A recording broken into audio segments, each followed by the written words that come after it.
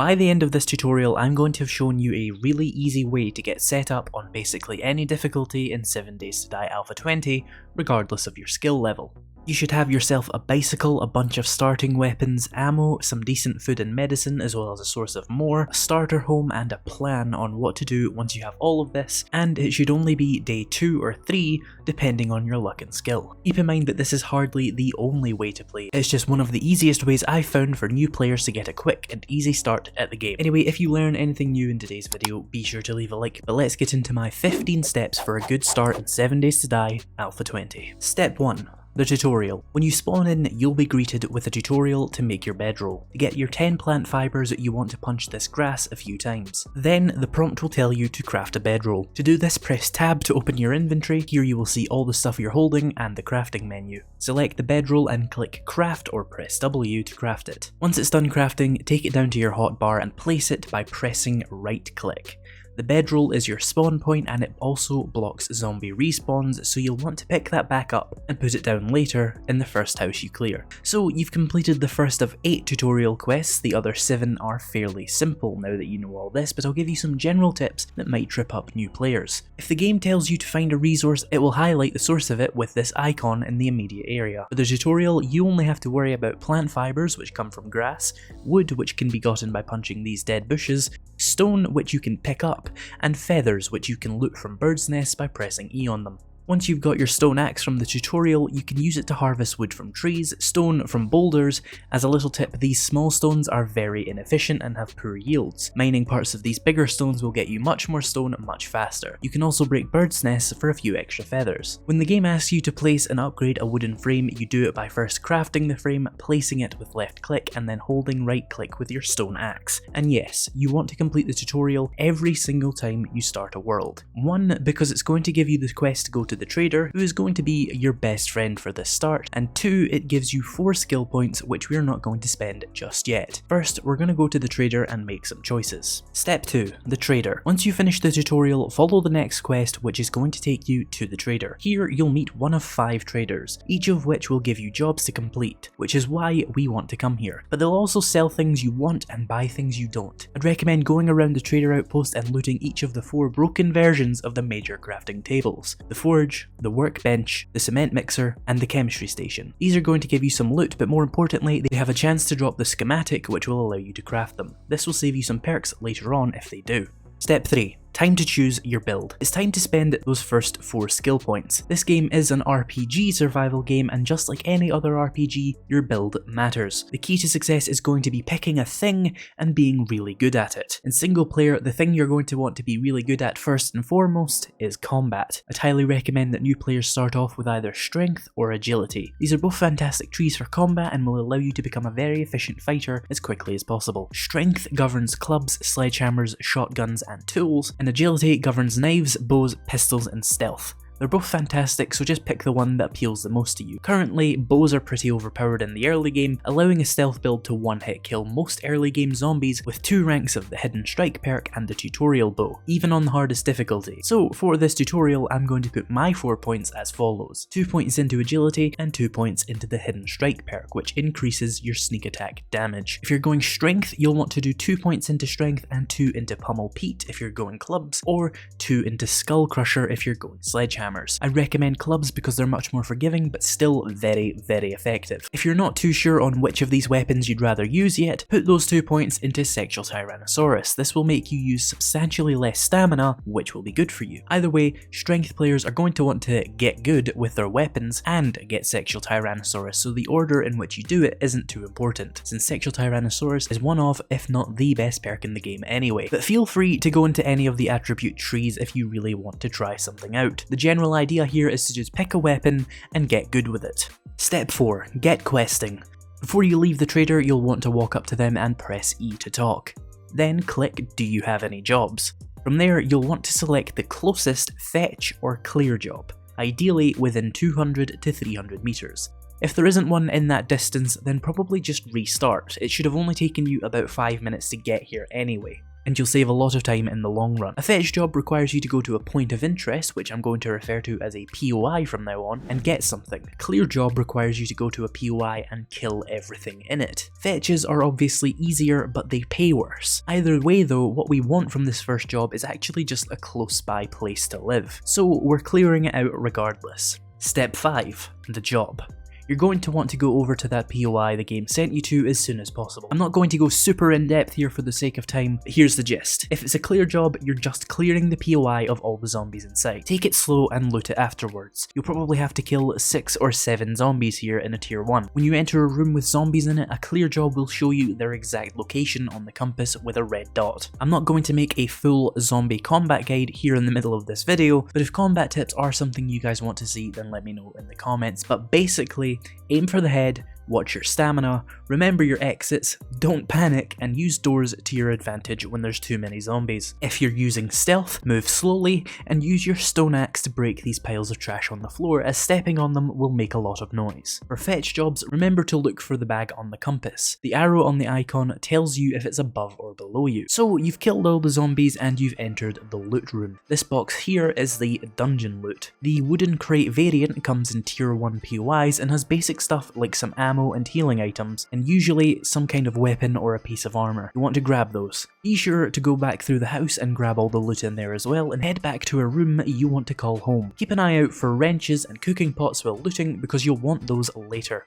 Step 6. Set up. You want to put down your bedroll to block zombie respawns and set your spawn. Next, you'll want to set up a campfire for cooking later on. Now go into your crafting interface and make a secure storage chest. Dump all your stuff in that and then pick out the necessities and everything you want to sell. You'll want to keep wood and stone on you as well as medicine, food, water, ammo and repair kits. You may also want to reinforce or replace the doors of the building or even fill in a few of the doors. Zombies will prioritize attacking through doors, so keeping them strong and only having a couple that won't work against you is a good idea. Remember not to trap yourself in the house. Step 7. Return to the trader. With your job done, it's time to get a reward. On your way back to the trader, be sure to kill any chickens, snakes or rabbits you see, and skin them with a bone knife as soon as you can find one. Bone knives are crafted with bones, and bones can be found by using an axe or a knife on these roadkill carcasses. You'll need 5 to craft your bone knife. Those 3 animals are very easy to kill and give a base of 10 meat when harvested with a knife, which is enough to make 2 meat-based items. Chickens also give feathers, which are used for arrows, and snakes and rabbits give leather for a lot of things we'll be making later. Also, loot any cars and trucks you find. They can give good tools and even basic guns. Most notably, we're looking for pipe guns and wrenches. Be sure to also loot the trash piles you can find. These give basic resources like wood, clay and stone, but also have a chance to give really useful stuff like glue and duct tape, 2 vital crafting ingredients. You may also want to grab some of these red flowers called chrysanthemum. They're used in red tea, which I'll talk about more later. Step 8. The reward. You're back at the traders and you've pressed E on them and they now have a choice for you. You'll have 2 rewards to pick from, which will be pretty much random. If they offer you a weapon upgrade, take it, especially a gun. The next best choice would be explosives and healing items. You'll want to build up a stash of healing items and explosives for Horde Night on day 7, so take them where you can get them because they're 2 of the harder things to loot. The next best choice below that would be better tools and ammo, and below that would be weapon mods, armor, books and armor mods. So congratulations, you've been paid and you've gotten a reward. Hopefully it was a good one. You've completed one of the 7 jobs you need to unlock a vehicle and better paying and rewarding jobs, and you've got a house to keep you safe at night. It should be midday on day 1, but don't feel bad if you're behind schedule. This guide is designed to give you a good start so long as you can get the full thing done before about day 4, but we're aiming to have it done by the end of day 2 for peak efficiency. Next up, it's time to check your skills. You'll probably have a skill point by now. If not, just pay attention and remember this for when you do. I'd highly recommend you put your next point into a strength perk called Master Chef, regardless of build. We want Master Chef because getting the exact food recipes you want can be a pain in the early game, and food is a really easy way to heal. Drinks are a great way to regenerate stamina, but the basic recipes the player has are pretty bad. The player starts off with charred meat, which gives 5 health and 10 max stamina, which isn't great, and boiled eggs, which also are not amazing, and you only start off with boiled water for drinks. If you haven't found a cooking pot by now, keep those eyes peeled because it is one of the earliest tech barriers to get over in the game. Naturally, kitchens are a good place to look for them. We want Master Chef rank 1 specifically for boiled meat, which gives 15 health, which is way better than charred meat or grilled meat, which both give 5. Boiled meat requires 5 raw meat and 1 boiled water to craft. You can craft boiled water out of murky water in the campfire. If you don't have any murky water, then find some empty jars, open up the map by pressing M and look for little streaks or dots of blue. These indicate dirty water sources. Right click the water with the jars in your hand, go back to the campfire and purify it. We also want bacon and eggs, which gives 18 health, but of course requires the somewhat infrequent eggs to craft. And finally, coffee and red tea. Coffee will give you some cold resistance and is the best source of stamina regen you can cook for a while at 20%. Compared to boiled water's 15. You can loot the coffee ingredient in coffee machines, where you can also just loot straight up coffee. Red tea is better than boiled water in that it gives more hydration and it gives you the efficient digestion effect, which will make you use 15% less food to regenerate your stamina and health. Remember, red tea is made from boiled water and chrysanthemum, which were those red flowers I told you to get earlier. All of these need a cooking pot and Master Chef to craft, so get both, unless you happen to have found the recipe for all 4 of these items naturally in the first 20 minutes of the game, which is possible, especially if you've been grinding buried supplies, but it's unlikely. What do you do now then? Step 9, repeat. That's right, we're gonna do it all again. You need to get 7 jobs done as soon as possible for those sweet rewards, XP and tier 2 jobs. Go back to the trader and get the next closest tier 1 job. If it's a fetch job, honestly, you can just break into the side of the building and steal the courier satchel and run back. Getting 7 out of 7 done as soon as possible is our top priority, but if you want to loot the inside, then go ahead, I'm not your dad. Once you've completed this job, repeat it again if you have time. Remember, the night begins at 10 PM and ends at 4 AM, and I would not recommend new players go out at night. By about 9 PM, you want to have a total of 3 jobs done. That's including the first one we did. Don't worry if you end up behind, like I said, there's a big margin for error here. Step 10, take a job for later. Just before the trader closes, which happens at 9:45 PM, go in and get another job. If you're feeling badass, you can go out and do this job at night, but just remember that the trader doesn't even open until 6:05 AM, so you won't get much else done compared to those that don't. In my specific playthrough here, I actually got the last fetch job done so quickly that I was able to grab a buried supplies job, which I hate, but I did it anyway to get ahead. So I ended up having 4 out of the 7 jobs done by the end of my first day, rather than 3. I could have taken another buried supplies mission and done it in the morning, but I didn't want to get too ahead of the steps here, for the sake of the video. Step 11, your first night.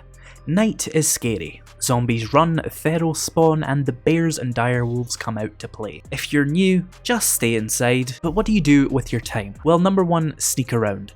Avoid attracting attention from any of those aforementioned creatures by pressing Control and sneaking around your house all night. Now would be a good time to add another storage crate to your main room, and it would also be a smart idea to keep that campfire cooking as much stuff as you can make. Remember, we want to stay stocked up on boiled meat, bacon and eggs, coffee and red tea, as much as possible for optimal survival. Don't beat yourself up if you don't have much of these or even any, you'll be fine. This is more of a best case scenario for optimal survival. And if you're new, you're probably on the worst case, right? But you'll get better as you play and you'll probably be able to do much better than even this on harder difficulties. It's also a good time to allocate skill points. By my guess, you should probably have at least 1 more by now. It's not a bad idea to just keep pumping damage on your primary weapon. Remember that perks do have a soft cap on how much you can level them based on the level of the attribute they are under. If you really want to forge right now, it would be a good time to put 1 point into the Advanced Engineering Intellect perk to easily unlock the forge schematic, but I am going to wait until I've done all my tier 1 jobs before I bother unlocking the forge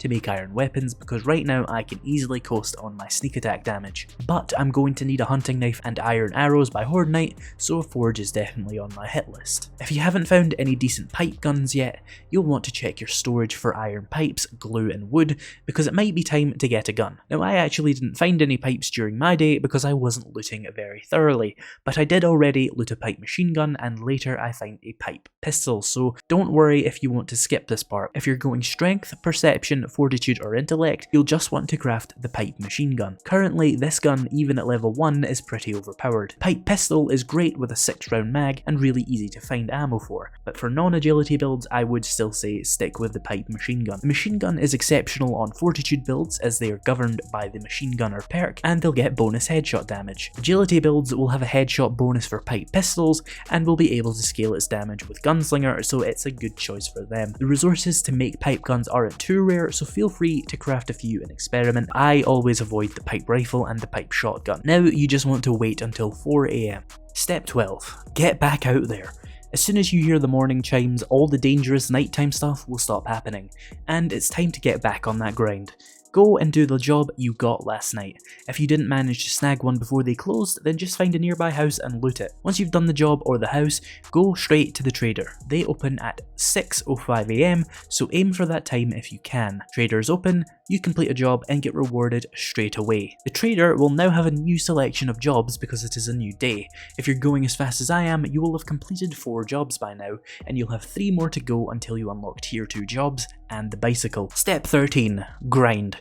You want to go out there and get 3 more jobs done before night falls to fully optimize the start, because we want to wake up on day 3 with tier 2 jobs already unlocked. But make sure to get as many of those end of dungeon loots as possible for the medicine and ammo, and remember to kill as many animals as possible to keep those meat reserves up. Also remember, cars, trucks and trash are the triumvirate of good loot in the early days. Step 14. Get that bicycle. Once you've done 3 more jobs, you'll be presented with the tier 1 completion bonus, and the trader will give you 2,000 dukes, along with a choice of 5 rewards. 4 of these 5 rewards are randomized and can be anything from a good tool, a forge, or some bundles of useful items, but the thing we want is that guaranteed option, the bicycle. The bicycle will let you carry 9 more items, move faster, and is going to be your primary mode of transport until you get the motorcycle. But by all means, pick something else if it appeals to you. However, for me, the inventory space is what I'm after, and the essential elimination of the encumbrance mechanic is more than enough to convince me to take it. Drink some coffee, or better yet beer, and you can get wherever you need to go using minimal stamina. So it could be the end of day 2 when you reach this step, or it could be the middle of day 2, or maybe it's the end of day 3. It doesn't really matter. There is a massive margin for error here. If you've completed 7 total tier 1s by the middle of the day, then spend the rest of the day either completing more tier 1s for the nice rewards, remembering to collect ammo, medicine and explosives, or just have a look around your neighborhood and explore, maybe try and get a couple more levels and a few things out of this tutorial you may have missed, because in the morning the game is going to unlock those tier 2 jobs, and those send you to harder POIs which have better loot and give you better rewards upon completion. Step 15. Upgrading. It's time to put a point into advanced engineering rank 1 if you still don't have a forge schematic, and get that thing pumping out forged iron. Alternatively, if you found a wrench early on, you can find forged iron by scrapping broken workbenches, chemistry stations and cement mixers. To go for the forge option, you'll need 50 stone, 60 clay, 3 duct tape, 3 short iron pipes and 10 leather. If you've been following this guide, you should probably have those laying around your base storage somewhere, assuming you haven't had really bad loot luck. You'll find leather in dead animals, leather couches and leather office chairs, to name a few sources. Iron pipes can be looted from kitchens or harvested from cars and toilets. Duct tape or glue can be easily found in the trash around the map, and if you only have glue, you can craft it into duct tape with cloth. And if you don't have glue, you can craft it in the campfire with murky water and bones. Clay comes from using a shovel on grass. Craft up your forge and wait. When it's done, place your forge like you would any other block, put some wood in the fuel cells and put all of your excess scrap iron in one of the smelting cells, and put all of your excess clay in one of the other smelting cells. Turn it on. Congratulations, you are now smelting resources to be refined into better materials for better equipment. If you've leveled your primary weapon skills, you'll see that you can craft higher level versions of those weapons, but you'll also have unlocked the next tier of weapons. You'll want to craft as much forged iron as you need to make that level of particular weapon you want to craft. If you're going bows, getting an upgraded bow requires bow parts, which are uncommon loot, but you can craft iron arrows to increase your damage by crafting iron arrow heads at the forge. Once you craft some iron arrows, you can equip your bow and hold R to select the new ammo type. This applies to guns as well if you find some alternate ammo types. You'll also need wood, leather and duct tape for these upgraded iron weapons,